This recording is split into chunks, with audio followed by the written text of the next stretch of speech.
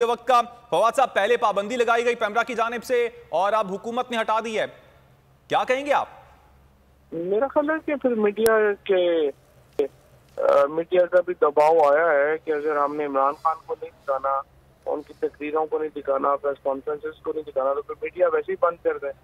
इसलिए कि लोग जो न्यूज मीडिया है पाकिस्तान का, अगर उस पर इमरान खान नहीं चलेंगे तो देखेंगे क्या। तो वैसे ही जो है ऑलरेडी मीडिया के ऊपर इतना ज्यादा सेंसरशिप है, सहाफियों को बात नहीं करने दी जा रही, लोगों को बैन किया जा रहा है, जुबाबंदी की जा रही है, बल्कि अरशद शरीफ केस में कुछ शहादत तक जो है वो उनकी शहीद तक कर दिया गया है।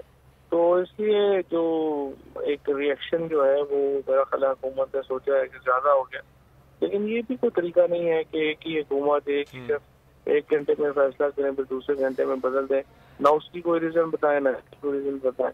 तो ये एक अहमकाना फैसला है और वैसे भी अदालतों में इसके ओवरटर्न हो जाना था और प्रेशर भी बड़ा था। तो सर, इसको आप समझते हैं कि ये अवामी प्रेशर ही था जिसकी वजह से ये एक घंटे के अंदर अंदर ये फैसला वापस हो गया?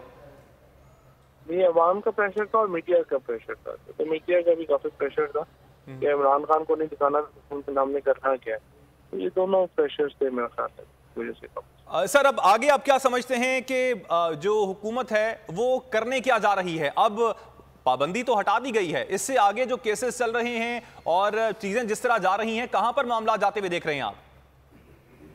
मामला अभी तो देखें, पाकिस्तान में बड़ा हिजान है। पाकिस्तान के अंदर बहुत ज्यादा मैं समझता हूँ कि एक आम आदमी बिल्कुल जो है वो इस वक्त एक तीली की देर है, एक चिंगारी की देर है। पाकिस्तान एक बिल्कुल बॉम्ब बना हुआ है और जिस तरीके से इस हुकूमत को रियलाइज नहीं कर रही कि जो पाकिस्तान के इस वक्त समाजी और मुआशी हालात हैं उनमें बहुत ज्यादा टेंशन है और अगर इसको अच्छी तरीके से पूरी तौर पर संभाला ना गया तो पाकिस्तान के हालात और खराब।